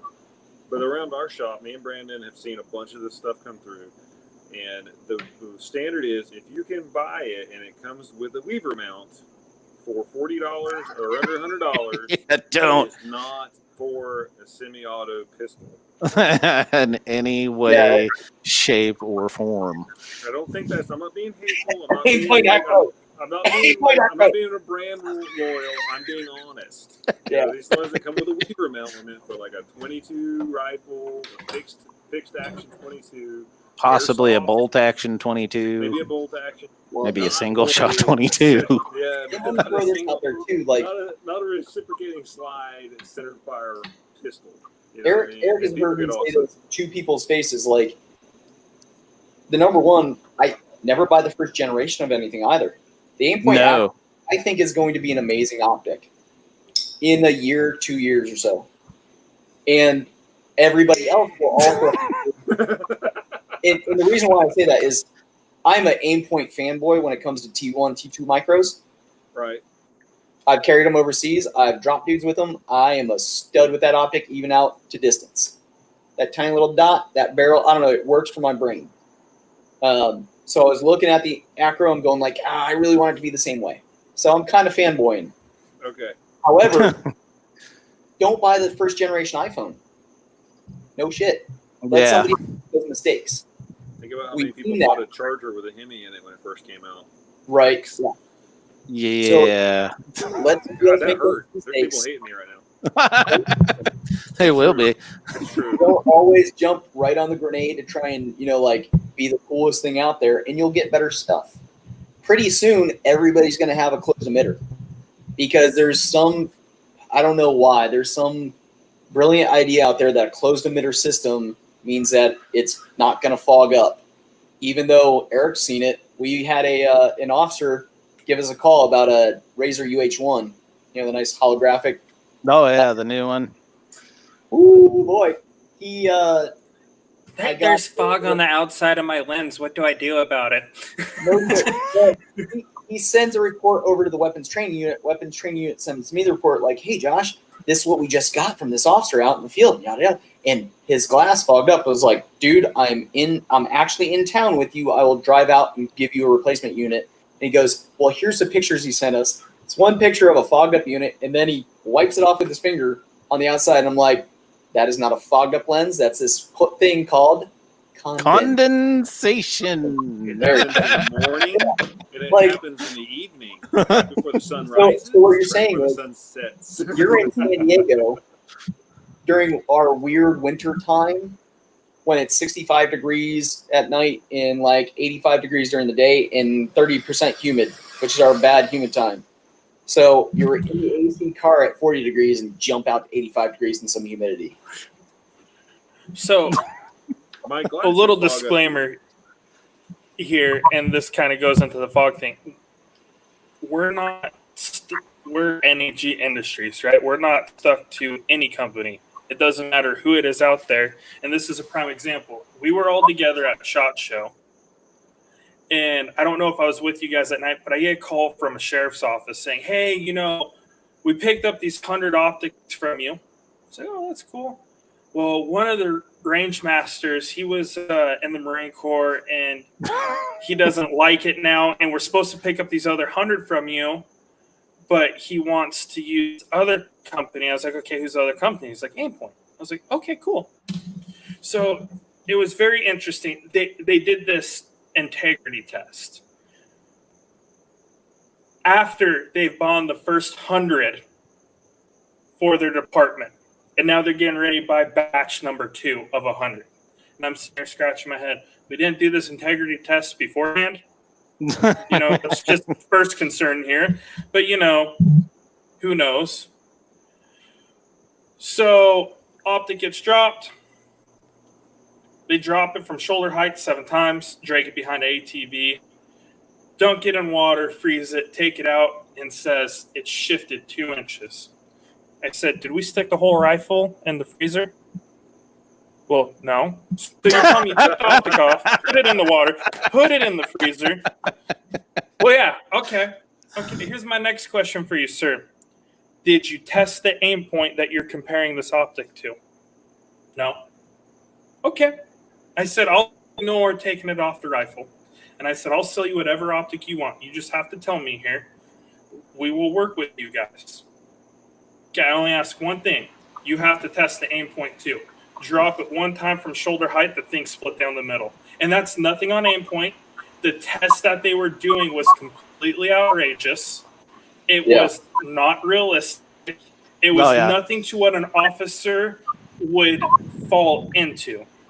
Well, this is why Aaron Cowan from Sage Dynamics, why his white paper on red dot MRDS for duty handgun use, why everybody's using it as a litmus. Because regardless of how realistic a shoulder height drop every 500 pounds on the top of the optic is, he's doing it to every optic the same way. Now, could we do it a little bit better and make a jig that holds it and releases it the same height? Maybe. Yes, but it's close enough. And listen, I have a science background. I have a physical therapy degree and then a master's in medical physiology.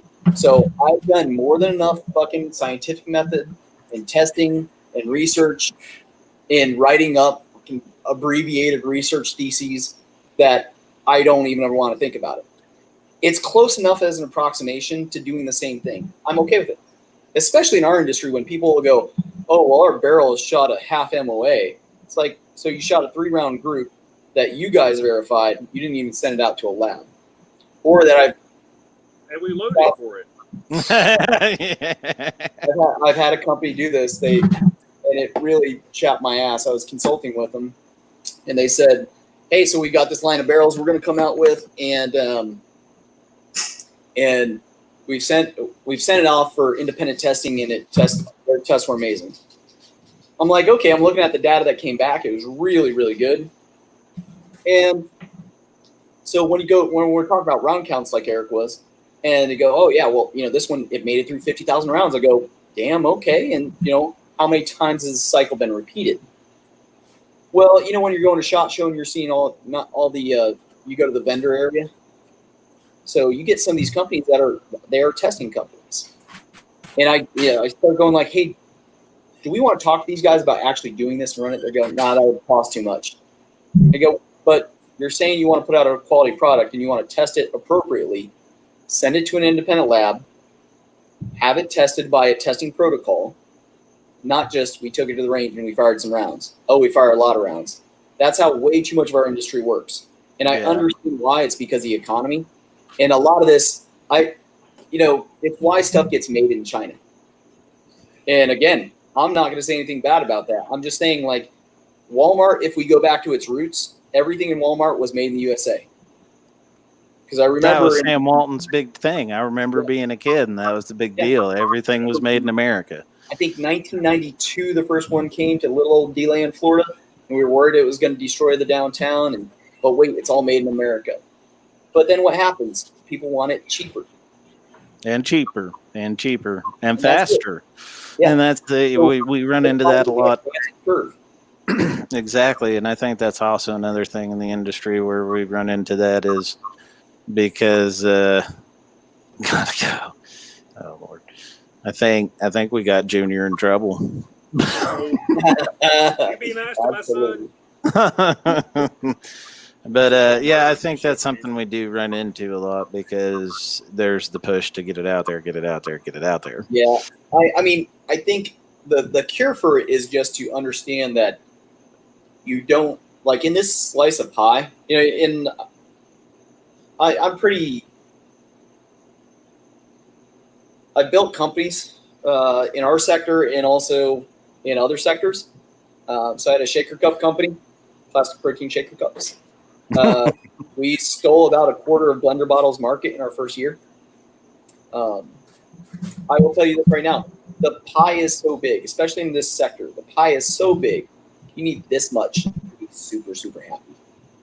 And you could do that much by doing the product that you want to do.